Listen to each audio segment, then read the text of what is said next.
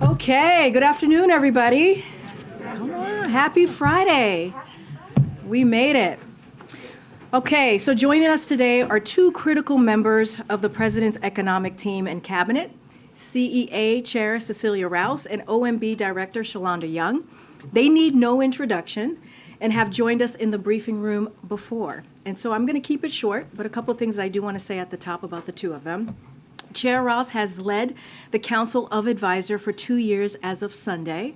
This is her third tour of duty at the White House, and she previously served as Dean of the Princeton School of Public and International Affairs. She is also the first Black woman to be CEA Chair. Director Young has similarly led the Office of Management and Budget for almost 2 years. She previously served as the Clerk and Staff Director for the House Appropriations Committee and knows the Hill and appropriations as well as anyone, maybe better than most. Shalanda is the first Black woman to be OMB Director. You may be sensing a theme here. Stick with me for a second.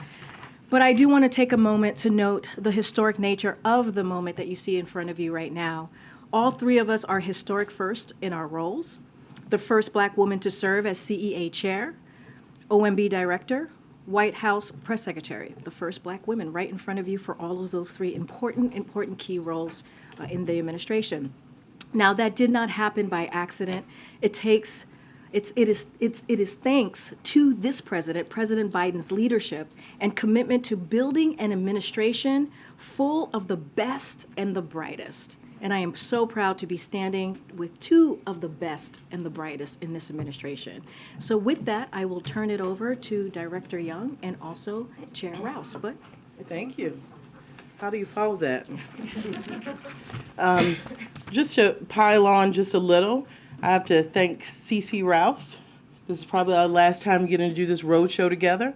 And if you've ever talked to Dr. Rouse, you know that she's an economist extraordinaire. What you may not know is that to many of us, she is a colleague that will be hard to replace. And I will miss our working relationship. And I'm embarrassing her because I did not tell her I would do this. But I think when you've been of service,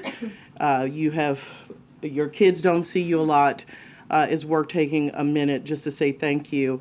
And I know the president will have much more to say later, but I, as a colleague, just want to say thank you for your friendship. And just in case you all didn't see, the president rolled out his budget, his third one, on yesterday, and it's built around 4 key values. First, giving families more breathing room. What does that mean? We're talking about lowering prescription drug costs, lowering healthcare costs, lowering housing costs, lowering college costs, and lowering child care costs. And if you have a child in daycare anywhere around here, you will understand why families need that breathing room. Second, the budget protects and strengthens Medicare and Social Security, all while some congressional Republicans have threatened to cut them. The president has been crystal clear. These are more than programs. They are promises to American seniors. That's why the budget extends the life of Medicare Trust Fund by at least 25 years and rejects any effort to cut Social Security benefits. That is off the table, full stop. Third, this budget invests in America, boosting American manufacturing, making our communities safer, strengthening our national security, cutting taxes for working families, and much more. That's the way you grow an economy from the bottom up and the middle out. And fourth, this budget reduces the deficit. Remember, this is not new to this president. He cut the deficit by $1.7 trillion his first 2 years in office. And the Inflation Reduction Act will reduce the deficit by hundreds of billions more. This year's budget will reduce the deficits by nearly $3 trillion over 10 years. By asking the wealthy and big corporations to begin to pay their fair share, and by cutting wasteful spending on special interests. That includes by reforming our tax code to ensure no billionaire pays a lower tax rate than a teacher and a firefighter in this country. That's a clear contrast with congressional Republicans. Look, they talk a lot about cutting deficits, but let's get a few things straight today. Under the previous administration, they passed a $2 trillion unpaid for tax cut that was skewed to the wealthy and big corporations that absolutely exploded the deficit. And over the past few months, they've pitched plans that would add an additional $3 trillion to the deficit over 10 years.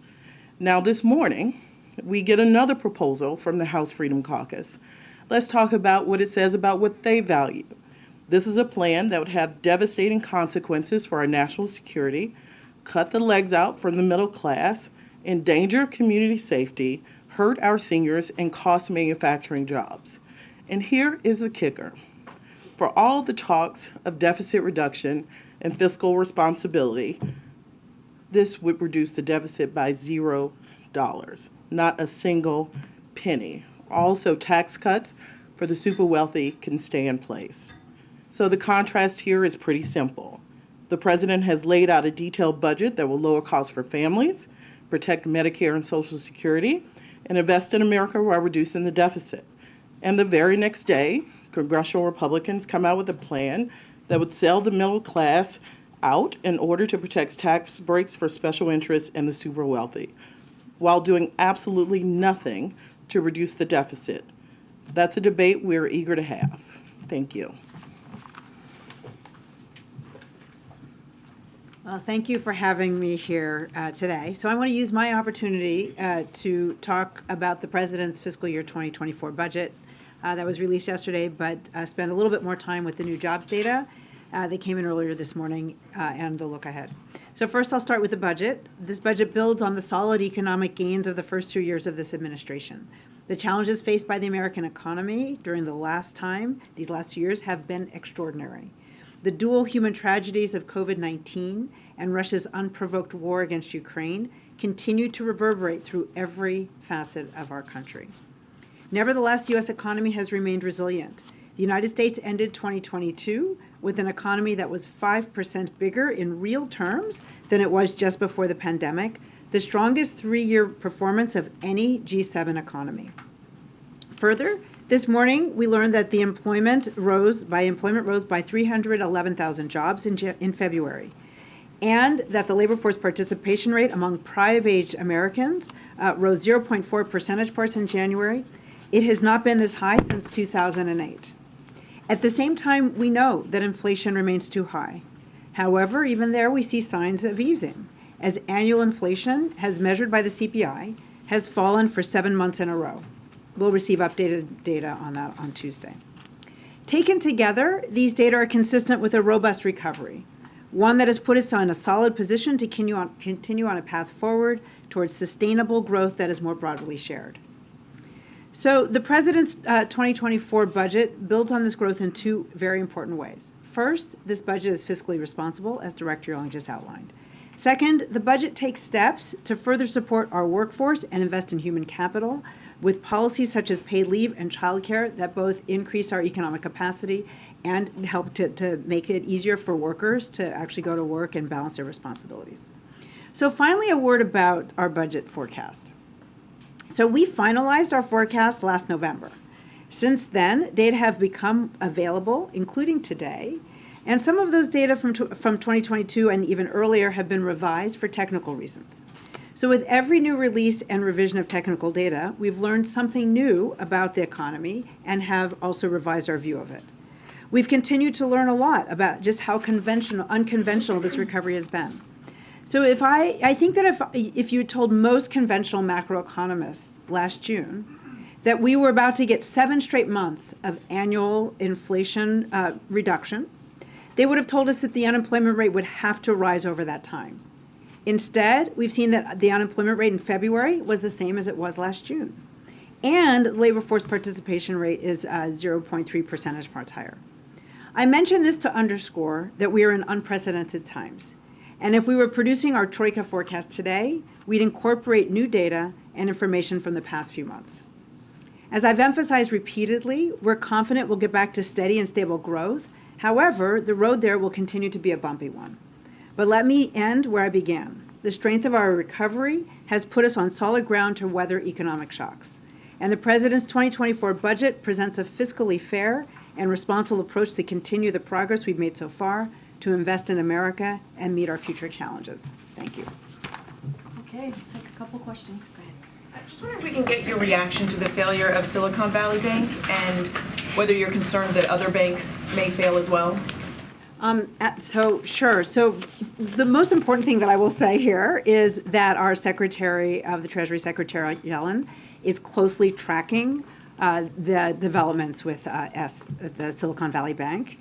What I will emphasize as well is that our banking system is in a fundamentally different place than it was, a decade ago, and that the reforms that were put into place back then really provide the kind of resilience that we'd like to see. So we have every faith in our regulators. And we can see that today, but Secretary Yellen is closely tracking. And one more on that same topic. The government obviously insures up to $250,000, but this bank served a lot of tech companies that obviously had a lot more money stored with them. So how concerned are you that we could see a ripple effect just throughout this specific sector? So two things. One, I'll refer you to the FDIC for how they intend to handle. We know they're insured up to $250,000 and how they'll handle those with balances above that. And the second, I just want to reemphasize that we are in a fundamentally different position. That with the reforms of the global financial crisis of 2007, 2008, we've put in place stress tests and other tools that our regulators have to provide more resilience to our banking system. So, Secretary Yellen is watching this closely. Our regulators, we have every faith that they will be as well. One for each of you, if you don't mind. Come on. Which one, Phil? Directly, you're not escaping me today. You got approach to talk about. But first, just to follow up on Mary's question, I think one thing that's different in the wake of 2008, despite everything that's been put into place in the wake of Dodd-Frank, is interest rate risk is at a level right now that perhaps banks haven't been dealing with for a very long time. Do you feel comfortable that the banking industry writ large is both cognizant of the risk and prepared for it in a different way than maybe SVB was? So what I would say is that our banking system understands these kinds of heightened risks, and that I have full faith and confidence in our regulators. Secretary Yellen has been in conversation with our regulators, with the Federal Reserve, with the Office of the Comptroller, so that they can be monitoring the situation. And they are very acutely aware of these risks, more than we are, and we have full faith and confidence that they will be tracking. They have better tools than they had in 2008, and the banking sector has more resilience. And then, Director Young, you mentioned the House Freedom Caucus proposal. Look, I know you guys were able to reach a deal on approach in December. If this is a baseline that House Republicans, which now control the chamber, are working off of, where do you see overlap here? And I'm not talking necessarily about debt ceiling. I'm talking about further on fiscal negotiations that need to happen. I mean, it's a good question. The first step is, this is why we do budgets. This is why we put it in black and white so the American people can look at what the president values, what Congress values, and we owe it to them to lay that out clearly. That's why this president's been actually pretty strong about show us the plan. And it's not just a talking point. This is why we have a budget process, because it is important that people see what you mean. It's easy to say spending cuts. What does that mean? Well, at least some Republicans have told us what that means. Before today, we heard defense was off the table. This says defense is on the table. So I think they have to figure out if this is the plan for all of them. Is this a few members? We don't know. That's why the House budget process, they have to come out with a plan. They have to show if this is a plan that the majority of their conference can stand behind. Because right now, the plan we have in front of us, by some of them, would cut critical programs when we talk about non-defense spending, education, Department of Education, Title I, IDEA, bipartisan programs, transportation, housing vouchers, where are people supposed to live with a housing supply crunch, our national defense while we're supporting Ukraine, while we're supposed to be countering China. Those are real key stark differences. And Phil, I think we're in the point of the program where we both have to lay those out and make the case to the American people, and that's what we're doing. And the rubber hits the road in the appropriations process. And we'll see if they can pass those bills that live by the outline that the Freedom Caucus has put out today. It'll be interesting to see. Good, Steve. Thanks. Director, if you could explain the President's thinking and his commitment going forward to ensuring the continued solvency of Social Security. His budget yesterday does not advance of any plan to adjust the payroll tax for wealthier individuals. You say in the document that he's interested in working with Congress. Can you explain whether that means that he hopes for a deal this year or in this Congress? So the deal is this president will not accept benefit cuts. You talk to someone like my 94-and-a-half-year-old grandmother in South Louisiana. You call and tell her, because I'm not, that some people in D.C., after she has spent 40 and 50 years working in this country, that some people want to cut benefits that she has paid into and earned her whole life. What this budget says is this president's not interested in that conversation, and his budget says not on his watch. So I will say in contrast, we have people who want to cut it, and we think the existential crisis for Social Security is making sure that our American seniors know this president is going to stand behind them. If I could just follow up, I mean, the thinking is that Social Security only has about 12 more years of solvency left. This seems like a good opportunity, isn't it, with divided government, for the president to make a proposal, hope for a compromise? He doesn't seem to be interested in doing that. Well, you assume the debate is from cutting no benefits and moving forward. We're trying to protect the benefits that are there now. I wish we were at the point of the debate where we could sit down and come up with proposals to extend. Unfortunately, it is clear that some people want to go backwards. We're saying this president, which he has said over and over, will not accept benefit cuts in the Social Security program. So you're assuming all players are starting from the same place. They're not. And so this president has been very clear. His position is we will protect Social Security. But the president is not making a proposal here to extend the solvency of Social Security. He's proposing not to accept any benefit cuts, but the Republican leaders say they're not proposing benefit cuts. Who are you going to listen to? You're going to listen to the Freedom Caucus, who put out something different than what other people are saying? What we've said is Mondays, one thing is said. Tuesday, another thing said. We'll know if that is an ironclad commitment. We hope it is. But until we see a plan, excuse us for wanting to see it in black and white and see that it's supported by the majority of the conference. Thanks. Just following up on that, in the budget you did spend a lot of time talking about your proposals for Medicare, expressing concern about Medicare solvency and claiming that the proposals that you're making will extend Medicare for another 25 years or so. So why no proposal for extending Social Security's solvency, which is almost as dire? So one, thanks for bringing up Medicare. You're right. We do have a proposal that would extend the life by at least 25 years. And we hope our friends on the Hill will take us up on those proposals. And I've been very clear, and the president has. We believe the greatest existential threat to Social Security today is those who want to cut it. So our position, his position is that is not on the table, not on his watch, and that's what this budget says. So will the president have a proposal in the future for extending Social Security's lifeline so that people like your grandmother will be able to get their full benefits come 10, 15, 20 years from now? I hope she's with us that long. I really do.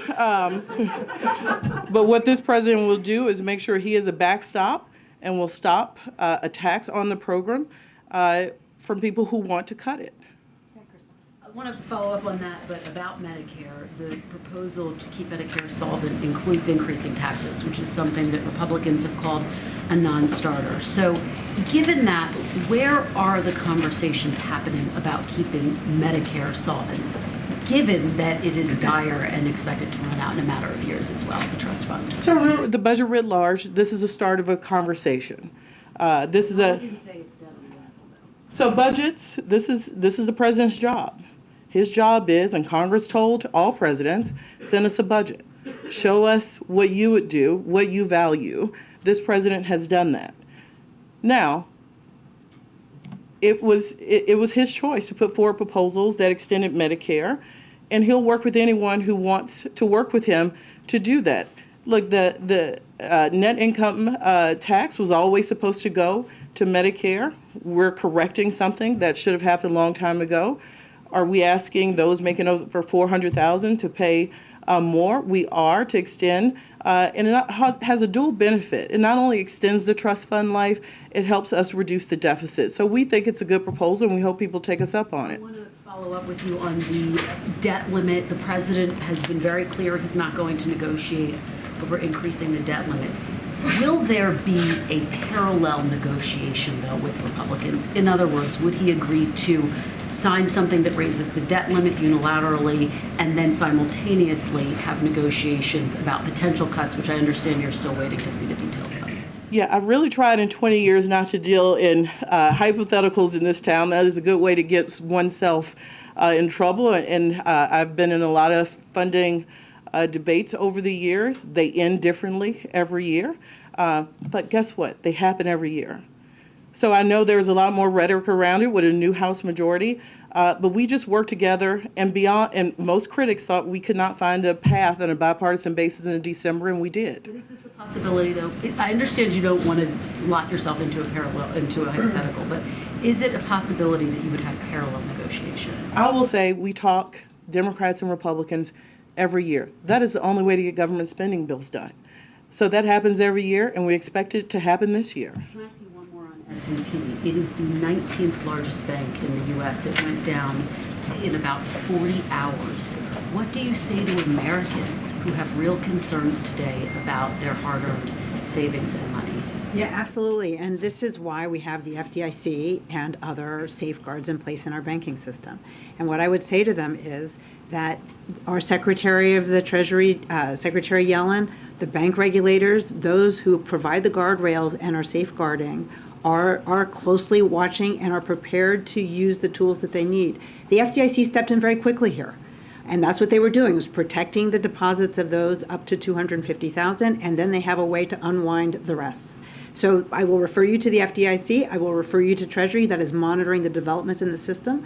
But what I will say to is our banking system is far more resilient than it was in 2008. We learned a lot. We've got better tools specifically so that we can protect the important investments of America. I'm going to take some from the back and then we'll come back. Thanks, Karine. I have one for each of you. Picking up on that, you said you have full faith and confidence in our regulators. Regulators are those that work for the government. Do you have the full faith and confidence in the banking system writ large? Our banking system is fundamentally different because of the changes that we put in place in 2008. For example, they have to hold more capital. They undergo stress tests. So we know that we had to build more resilience into our banking system, which allows it to withstand these kinds of shocks. So I do have faith that we have the tools for this sector and for our regulators to be able to absorb. But this is what we know today, but we do know that our banking system is in a fundamentally different place. Don't worry about the contagion effect. Again, we put in guardrails, and our regulators have much more visibility into the banking sector than they did a decade ago. And then for Director Young, there's been a lot of talk in this room over this week and then last week as well about Mexico and how to deal with cartels, transnational trafficking, etc. There was additional money thrown into the budget, $800 million worth for ICE and CBP, more agents along the border, more money to take on fentanyl, etc. Is it an acknowledgement from the president that more needs to be done along the southern border and more needs to be done taking on these cartels? Look, the president has been clear. He has asked the Secretary of Homeland Security to let him know what is needed. And that's why we're putting forth a robust request in fiscal year 24. But you're right, in December, the president told Congress, I need more than I originally asked of you months before. And Congress gave us about half of what he asked for. So we have to ask, if we're all concerned about border security, are you going to resource the men and women at the border to do their job? So we did not get everything we asked for in December. We're going to try again with this budget. We're asking for about $880 million more in CBP. We're asking for $4.7 billion in a contingency fund, acknowledging migration patterns change. So we're going to have triggers. If encounters hit a certain level, we'll access more money. We think that's a responsible way to fund this. So we're going to ask for the resources we need. and we continue to assess, and we will let Congress know, like we did last year, if that situation changes. Yeah. So I'm going to ask about the other thing today, the jobs report, if I could. So the average hourly wages in the jobs report is up 4.6%. The CPI inflation is 6.4%. Inflation has been outpacing wages for about a year and a half. When can Americans expect that to reverse, relief from that? So we did see that on an annual basis, we saw some the nominal wages went up lower than what we expect. We don't have the CPI report for this month, but based on what we had in January. But I will highlight that real wages in January were higher than they were 7 months ago. So we understand that inflation needs to come down. It's why it's the president's highest priority. We just got the blue chip forecast, was just released today from blue chip forecasters. They're expecting inflation to be easing to about 3.2% at the end of this year. We know that that is why it's so important for the Federal Reserve to have the independence. It is why the president is focused on lowering costs in his budget through the Inflation Reduction Act for Americans when it comes to health care, when it comes to child care, when it comes to higher education. But we are expecting to see this economy, with the labor market is robust. We're expecting to see inflation ease over the year. There may be bumps along the way, however. We know that we can't focus on any one month, but that is what most forecasters are expecting. And on jobs, real quick, on jobs, manufacturing lost 4,000 jobs. With the focus on manufacturing here, what happened?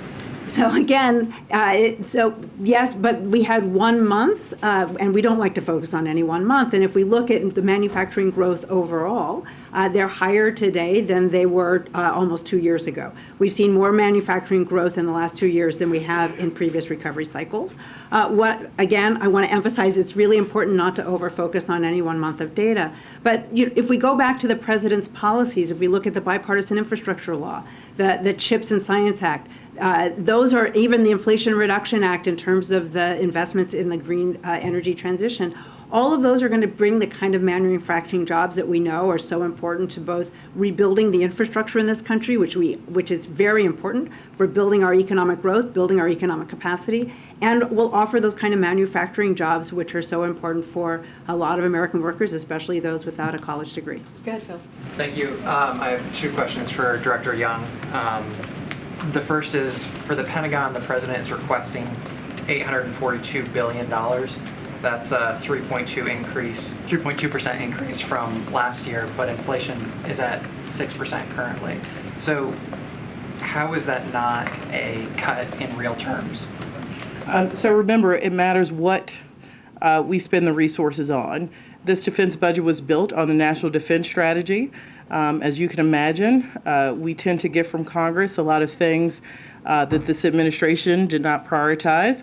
So frankly, we had room in the base in which to prioritize to make sure we were taking care of the highest priority items for our national defense. So that is the basic answer. It is about look under the hood. We believe we have the resources, as I mentioned, to counter China in defense and State Department and USAID. And it's the right level for doing the right thing. We don't say, I know people like to compare percentages for non-defense and defense. It's about what the right level is to achieve what we're trying to achieve. So we worked in lockstep with the Department of Defense to make sure we were funding the top priorities around the globe. And then you have said today, and the president has also said on numerous occasions, that cuts to Social Security are off the table. I'm wondering, though, for folks who are planning on retirement after 2035, when the Congressional Research Service estimates that that program could be approaching insolvency, for folks who are expecting to retire, in the next decades ahead, what is the president's message to them? Can they rely on this program? Will it be around for them after they pay into it? Remember, it's going to take bipartisanship in order to deal with longer-term issues here. And right now, unfortunately, the debate is centered around the current benefits in the program. We have some, maybe it's not the case, but we'll see when their budget comes out. But we have some who have said they want to cut Social Security. That is why this president in his budget made very clear that he is not going to allow that to happen on his watch. And that's full stop. But absolutely, if if people want to accept that as a reality and talk about further proposals, we're happy to engage in that. Can I go back to Silicon Valley Bank for a second? There's a CEO of, I believe, Y Combinator that has hundreds of its portfolio companies tied to the bank. And the CEO said that this is a, quote, extinction level event for startups if regulators and lawmakers don't act quickly to give it some liquidity. So I'm wondering if the administration believes right now whether that kind of intervention is needed. I don't know if I'm supposed to say the word bailout, but what is the White House thinking on that? What I would say is that Secretary Yellen is closely tracking. She's closely in touch with Chair Powell, with the FDIC, with the Office of the Comptroller of the Currency. And so they are assessing the situation. They understand the importance of the stability within our financial sector. That is what their job is. And they have the tools that they need to ensure that we maintain stability in the financial sector. Okay, Francesca, just. The president proposed 12 weeks of paid family and medical leave as part of his budget. What percentage of wages does he intend to replace, and how does he plan to pay for the proposed program? So thank you for that. When we talk about the president reducing the deficit by over $3 trillion, it assumes the investments in paid leave. It assumes the investment in child care. We believe that when we reform the tax code and ask the wealthiest in this country and large corporations to pay what nurses and firefighters pay in this country, that we can do things like paid leave. So those programs are already baked in. So our deficit projections, when we say the $3 trillion, it assumes that we have paid for a 12-week paid leave policy. So we think we can do those investments fiscally responsible by ensuring that we have fairness in the tax code. Given that in the past, lawmakers have discussed this for a very long time. They all, many Republicans and Democrats have said that they believe in a paid leave program, but what they can't figure out is how to pay for it. Why not put forward a specific measure in this plan? Look, we're happy to talk about how to mix and match tax proposals and spending proposals. I think the important thing to know is in the budget, we've laid out several revenue sources, several tax policies. And, you know, absolutely, if some of the proposals get mixed and matched with certain things, we're open to that. I think the key thing to leave here with is we've put a suite of proposals forward that have enough revenue, more than enough to do paid leave and the other proposals that the president has put forward. Because this president, rather than talk about fiscal responsibility, has actually put forward budgets that say we should pay for what we spend. And as a matter of fact, we should pay for what we spend and reduce the deficit at the same time. Great, thanks. First for Dr. Rouse, with regard to the jobs numbers today, are you concerned that rising interest rates is going to torpedo the progress in the labor market, and that there's a disconnect between how the Fed looks at this and how the White House looks at this?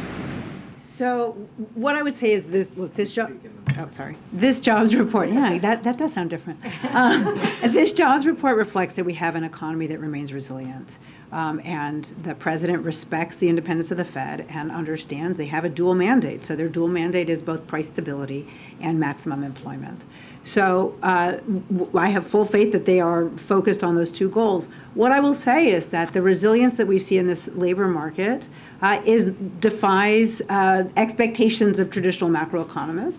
And so we are, it's not foregone that we have to see, a big spike in unemployment in order to bring down inflation. As I mentioned before, I don't think any macroeconomist would have expected we would have seen the easing over the past 7 months that we've seen without seeing some give in the unemployment in the labor market. So, we fully expect that we know there will be bumps along the way, but we fully expect that we will see a transition to an economy that is more stable, and where there's more sustainable growth. And our forecast, the forecasts of private forecasters suggest that inflation should come down meaningfully over the course of this year, and we'll eventually get back to a more stable situation. Do you think rates are too high? So what I would say is that we see an economy that is quite resilient. and we still see, but we also understand that inflation is too high. So the Federal Reserve has to take the actions it needs to take, so we have the confidence that they will do that while also trying to achieve that soft or softish landing, which suggests that they will try to maintain the momentum in the labor market in particular, but in the economy, while bringing inflation under control. Just very briefly for Director Young, you've been asked multiple times about the future of Social Security, and most of your answers have focused on Republicans wanting to cut benefits now. Keeping that context in mind, will the President make a proposal at some time during his administration to help ensure that Social Security will exist for people who are retiring, as was already asked, in 10 years? So the President has supported proposals that would extend Social Security. He has not walked away from those proposals. I'll remind everyone this is the fiscal year 24 budget. It is 1 year. That does not mean that every policy that the President and then candidate supports will be reflected in one budget year. And he absolutely has supported policies that would extend Social Security. Right now, unfortunately, we believe the thing he has to protect against most is those who want to cut it.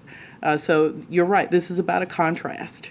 And we're starting from a place of having to protect Social Security, so that is what is reflected here. Peter. Director Young, do you think there is any wasteful government spending? Peter, this is why we have $1.6 billion to go after fraud, mostly in the unemployment insurance area. You probably heard the White House talk about this proposal. It ensures, you've heard the President talk about making sure IG stay on the beat. That is a difference from the last administration, who fired some of our IGs. They go after wasteful spending and are very helpful, pointing out to us in Congress what wasteful spending is.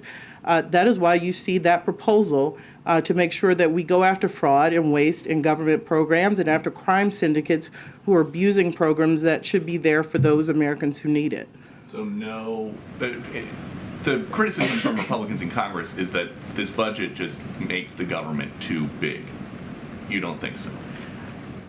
We would not have a $1.6 billion proposal to go after fraud and waste and crime syndicates if we didn't think that there was some reform and cops on the beat like the IGs needed. So I did not say that. I said we have a proposal in which to go after it.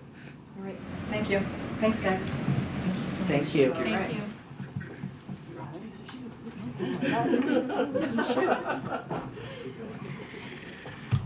Okay, I have a couple things at the top and then we can go into questions.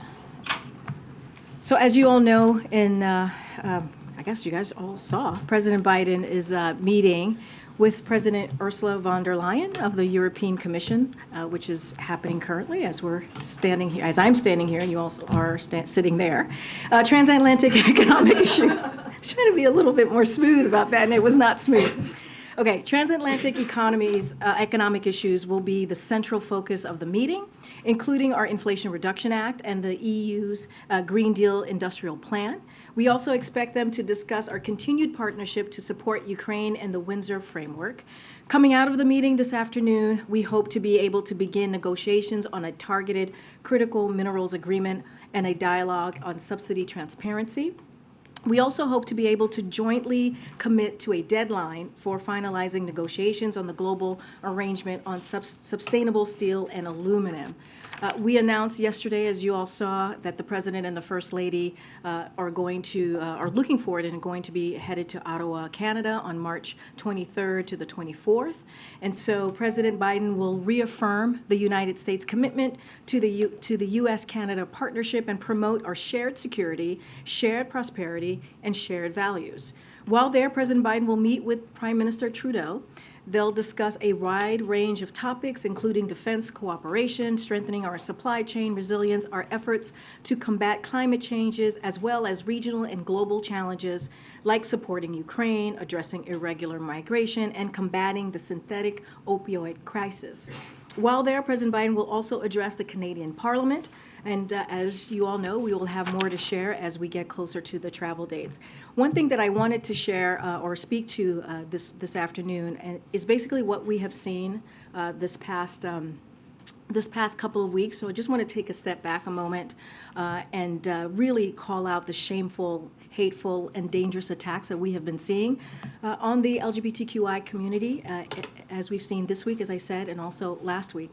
Look, it started with a speaker at a conservative conference calling for the eradication of transgender people, language that not a single national Republican leader has condemned.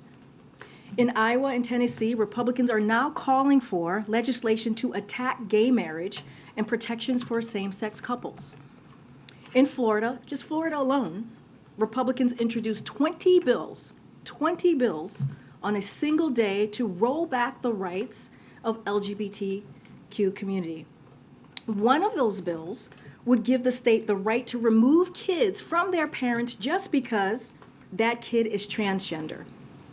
And just think about that. Just think about a kid who's sitting at home in this community, who's listening and hearing elected officials talking about how they want to take away their rights, or how they want to even threaten their parents with felony charges for seeking health care for their children. These kids are sitting at home having to listen to people who are supposed to protect them and their freedom saying these horrific, ugly, despicable things. So far this year, we have seen more than 450 anti-LGBTQ bills introduced at the state level. You've heard me say that before, amounting to a record number of anti-LGBTQ bills in our country's history. Guys, today is day 70. It is day 70 of 2023. The same leaders that tout freedom apparently don't extend their love for freedom if they disagree with who you are, who you love, or how you parent. It's government overreach at its worst, taking away rights from the vulnerable, all to distract from a deeply unpopular agenda that caters to the ultra-rich. As the president has made clear time and time and time again, you have heard him say this not just as president, but also as vice president, also as a senator throughout his career. He believes that everyone in this country should live with the safety and dignity. With the safety and dignity. There is no asterisk over the word freedom in this country. We will not hesitate to call out this behavior. If I have to do this, or we have to do this, or the president has to do this every week, we will. And I'll just say what the president has said over and over again when it comes to LGBTQ plus community, when it comes to vulnerable communities across the country that are constantly being attacked. We have their back. The president has their back, and that will continue. So now the week ahead. This evening, the president will travel to Wilmington, Delaware. On Sunday, the president will return to the White House. On Monday, the president will travel to San Diego, California, to meet with Prime Minister Anthony Albanese of Australia and Prime Minister Sunak of the United Kingdom and discuss the Australia-United Kingdom-United States Partnership, also known as AUKUS. The president will also participate in bilateral meetings with Prime Minister Sunak and also Prime Minister Albanese. On Tuesday, the president will travel to Monterey Park, California. The president will discuss his efforts to reduce gun violence. Then the president will travel to Las Vegas. On Wednesday, the president will discuss his plan to lower prescription drug costs. In the evening, the president will travel to the White House from Las Vegas. We will have more to share on St. Patrick's Day, one of the president's favorite holidays in the days ahead, as you all know. It'll be a lot to celebrate on March 17th. With that, Sungmin, you want to kick us off? Two quick questions. Sure. Will the president sign the legislation that would declassify information about the origins of COVID? So look, I know that it was just passed, if I remember correctly, it was just passed out of the House today, right? So we're taking a look at the bill. We have continued to share information, as I've mentioned many times before, with members of Congress. And as you know, the first few months of the president's administration, he came into office. He directed the intelligence community to declassify information, assessing COVID origins, and to make that report public to the American people, because we know and he understands how important it is to get to the bottom of COVID origins. We will continue to use every tool to figure out what happened here. while also protecting classified information. Again, we're going to take a look at the bill. I just don't have anything to share on how we're going to move forward at this time. Also passed it unanimously. So why would President Biden not something that We're literally gonna- got no opposition in Congress? I totally understand. It is the right of the President of the United States to look at the legislation that is going to be coming before him, and we'll have more to share. And one quick clarification request on what he said earlier today. He was asked about Saudi Arabia and Iran reestablishing diplomatic relations, and he said the better the relations between Israel and their Arab neighbors, the better for everybody. Can you just clarify what he meant? So look, as it relates to Iran and Saudi Arabia, we are aware of the reports and would certainly refer you to the Saudis, as they are clearly came together with this plan, and they will provide more details. But generally speaking, to your question, look, we welcome any efforts to help end the war in Yemen and de-escalate tensions in the Middle East region. That is one of the reasons why the president, you saw him travel over the summer to have those conversations. De-escalation and diplomacy together with deterrence are key pillars of the policy that President Biden outlined during his visit in July in the region. So again, de-escalation, tensions in the Middle East clearly is a priority, and he welcomes that. Thank you, Karine. Still on the Saudi-Iran deal, you and other officials have often said that the JCPOA is just not a focus right now for the administration. Is this still the case in light of the Chinese broker deal that renews ties between Saudi and Iran? And should China be able to expand the Saudi-Iran deal to bring Iran to return to JCPOA? Would the administration support that? So our opposition, as we have stated the last couple of months, as it relates to JCPOA, has not changed. It is not our focus right now. It is not on the agenda, and I'll just leave it there. We've been pretty consistent on that, and so that hasn't changed. Okay, just to follow up on Somin's question, did the president just misheard the question? I'm still confused with your explanation. I mean, there's no confusion. I just laid out how we feel about the de-escalating tensions in the Middle East. We've been very clear about that. The president laid out his plan during his trip, the pillars of the policy during his trip in July. It's just that hasn't changed, and that still stands. Okay. Great, thanks. I just want to emphasize there's high interest in knowing if you will sign the bill to declassify the order of government. Do you think you'll get an answer by the end of the day? We're going to look at the bill. I can't give a timeline. That's something that our team here has to take a look at the bill that has, as you know, has been gone through Congress, and just take a look at it, and we'll get back to you all. I don't have a timeline on that. Okay. I want to follow up on the comments you made at the top, and you highlighted Florida as one of the places in which LGBTQI rights are under attack. Today, Governor Ron DeSantis said that Florida is where woke goes to die. He also said of the COVID response, we were right and they were wrong, in reference to this administration and the past one. Can you respond to any of that? Okay. Can you say the first one again, the first question? So, can you respond to Governor Ron DeSantis in Iowa today, who said Florida is where woke goes to die? So here's what I have to say. When Republicans, extreme Republicans, these MAGA Republicans, don't agree with an issue or with policy, they don't bring forth something that's going to either have a good faith conversation. They go to this conversation of woke. But that is not actually policy. What that turns into is hate. What it turns into is despicable policy. And it's just not the way we're going to move forward. This is not protecting freedoms. This is not having a good faith conversation on how we can move the country forward. This is about we're talking about attacking young kids and their parents because of how they view themselves, because of how they see themselves, because of how they want to live. Kids and their parents. What does that have to do with anything about being woke? That is just hate, and it is shameful. It is shameful, and we're going to call it out. And like I said, the president is going to continue to say we have the back of that community, or any vulnerable community. Did you have any response to him saying we were right and they were wrong? Obviously, Florida, one of the states that lifted COVID restrictions on the earlier side. So let me just remind you all, and you guys wrote about this very early on in the administration, when this president walked in to this administration, thousands of people were dying of COVID. The last administration did not put forward a comprehensive plan on how we were going to deal with COVID, on how we were going to have shots in arms. This president, along with Democrats in Congress, passed the American Rescue Plan, which actually helped turn the economy back on because the economy was tanking, grow the economy so that we didn't leave anybody behind, got people shots in arms, made sure that vaccines were available for free to the American people, making sure that more than 200 million people got vaccines, became fully vaccinated. That's what this president did.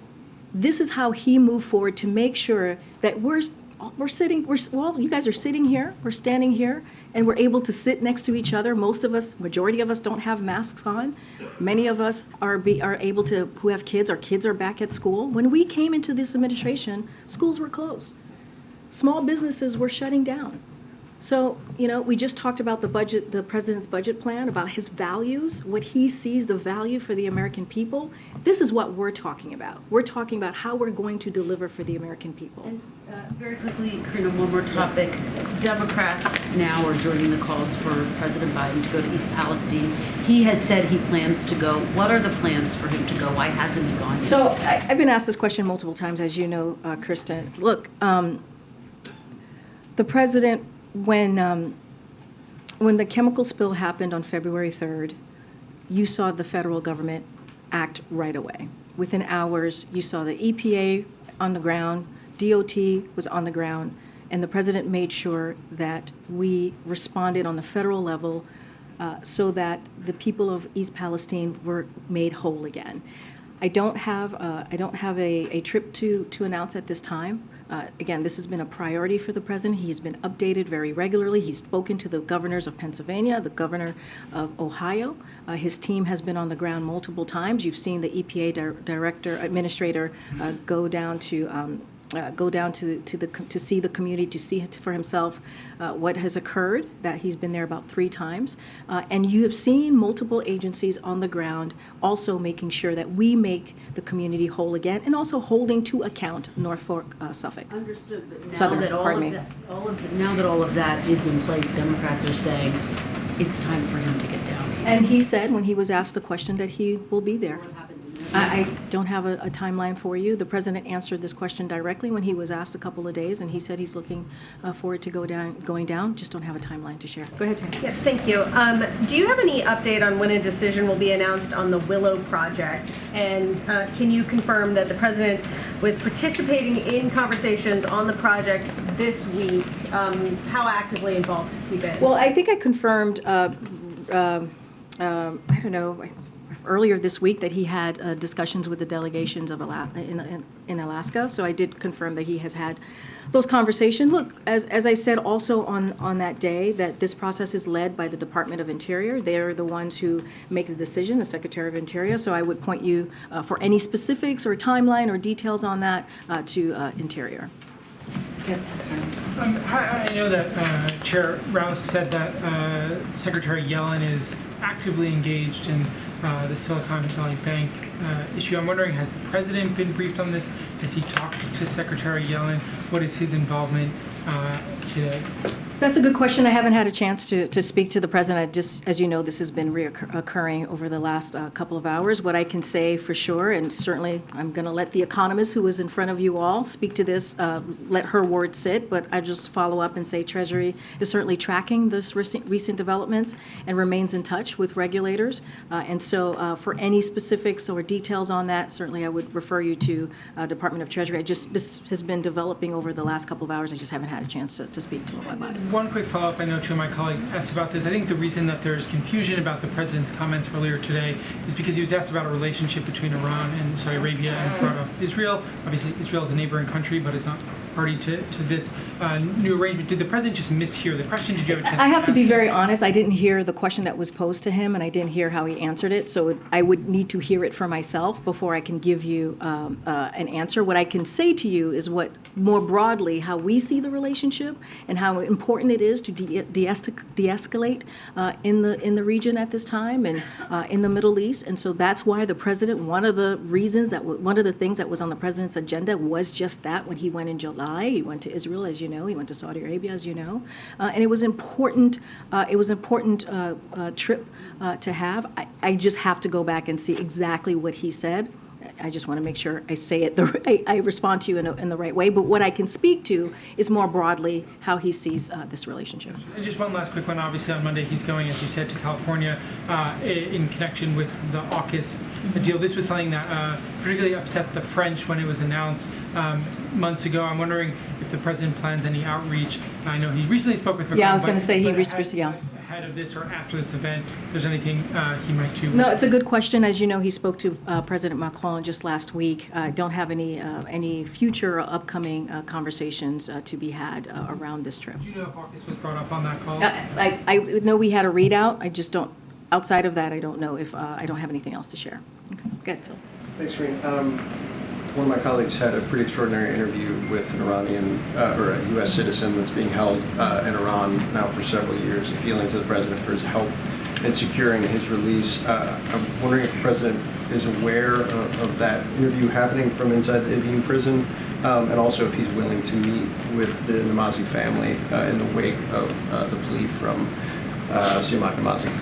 So I can say that, we don't have any meetings to preview at this time or today, but I can confirm that senior officials from both the White House and also the State Department meet and consult regularly with the Namazi family, and we will continue to do so until this unacceptable detention ends and Siamak is reunited with his family. That is certainly the president's commitment and our commitment here. Thanks, Karine. I think you had a... Okay, great. Thanks, everybody. Hopefully I'll see you guys on the trip. If not, next week.